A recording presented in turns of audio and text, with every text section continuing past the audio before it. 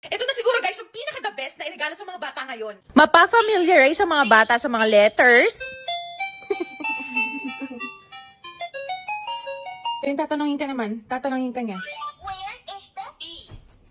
Ay, galing. Where is the H? H. Galing nga! Kung sa tuturuan din yung kids ng time at iba't ibang letters, meron ding numbers. Go! 0, 1, 2, Mas madaling matatandaan ng kids nyo yan kasi meron ng sound. Pwede rin magsulat at mag-drawing yung mga anak nyo dito. 3, Pati iba-ibang klaseng fruits, guys, matututunan na rin ang mga nakshi nyo. Ayan o. cantaloupe, Cantaloupe, melon.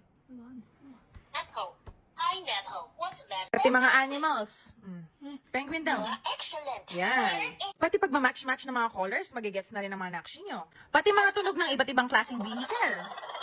Diba? Nag-enjoy yung isa. Grandfather, grandmother, Pati yan, guys. doctor, nurse. Pati